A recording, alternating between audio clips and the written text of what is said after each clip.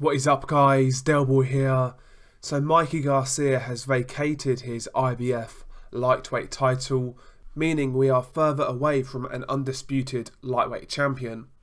Obviously, Vasyl Lomachenko and Jose Pedraza are fighting in December in a unification fight. Garcia holds the WBC and he's now let go of the IBF.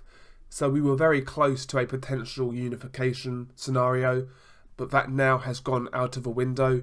Mikey Garcia has vacated his IBF lightweight title, and it's looking likely that Richard Comey and Isa Chaniev will fight for the vacant title.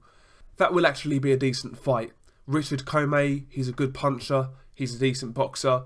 He did come up short against Denis Shafikov and Robert Easter Jr., but he run those guys very close. Isa Chaniev is a decent fighter. He recently beat Ismael Barroso, so I also think he's a decent fighter. That's not the worst fight in the world for a vacant title. But on to Mikey Garcia. What does this mean? I think it basically means that, you know, the talks of Errol Spence Jr. versus Mikey Garcia are serious, and, you know, chances are this fight will get made. Mikey Garcia will be jumping up to welterweight to fight Errol Spence for his IBF welterweight title. And I've said this before, I'll say it again, I don't really like the fight. Weight classes exist for a reason. Mikey Garcia, for my money, is far too small for welterweight, especially against a guy like Errol Spence Jr. Errol Spence has said himself that he sees himself fighting at middleweight in the future. He's a big guy, he's a big welterweight, and the size discrepancy in Errol Spence versus Mikey Garcia will be huge. Errol Spence is going to be so much bigger, so much heavier than Mikey Garcia on fight night. And, you know, people criticised Khan versus Canelo. People criticised Gennady Golovkin versus Kell Brook, and rightly so. This fight is on that level. It's a fantasy fight, it's a weight class jumping fight, and I'm not a big fan of it, I've got to be honest. Errol Spence will walk through this guy like a hot knife through butter. He really, really will. And let's look at Mikey Garcia. He's a lightweight. He fought one fight at 140 against Sergei Lipinets. And Lipinets was never a proven fighter at 140. And he gave Mikey Garcia a lot of problems. Yes, Mikey won the fight, but Mikey Garcia did not win that fight easily. He struggled with the size, the pressure, and the toughness of Lipinets.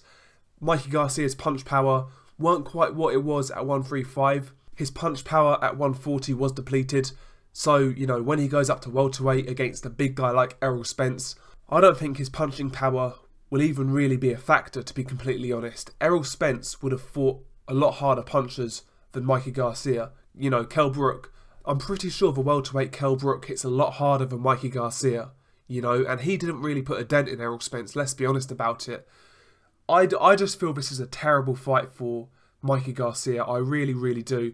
I don't think he has any business at welterweight. I really, really don't, you know. I think he's a lightweight.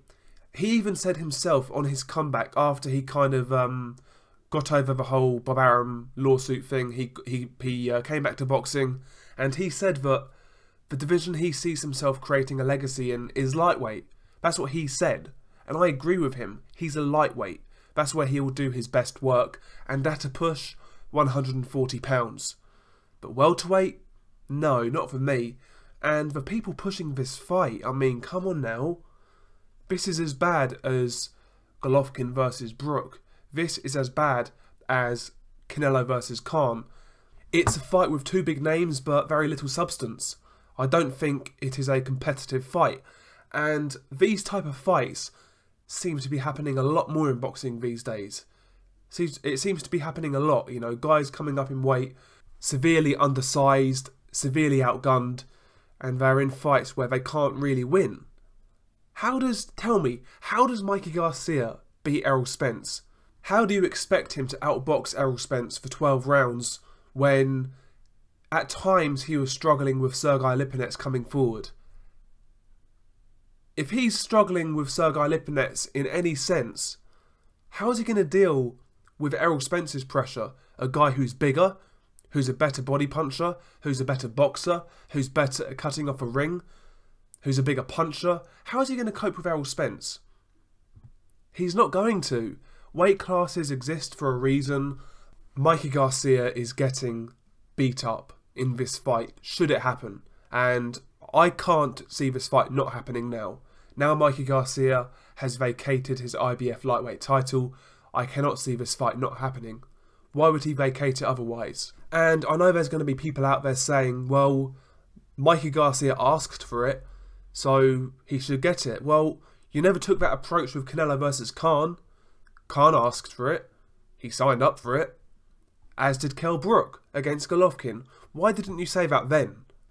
To me, this does not look good for Errol Spence. Especially after the whole back and forth with Terence Crawford. You're fighting a lightweight, but you've got no interest in Crawford because he's on the other side of the street. Get out of here. You're supposed to be the truth. The last few months of Errol Spence have kind of put me off a little bit. I think he is a tremendous fighter, a tremendous talent. I believe if we had all the fights we need, I believe he would prove himself to be the best welterweight in the world. But we're yet to see that. Just because I think that doesn't mean it's true. I want to see that, and when he said that about Terence Crawford, and now he's going on to fight a lightweight, it's not a good look for me. And yeah, it's just it leaves a bitter taste in the mouth. I just want to see the best fights at welterweight, you know. And Mikey Garcia is not involved in that conversation. That is just the reality. He's too small. It is what it is. How do you guys see this scenario? Peace.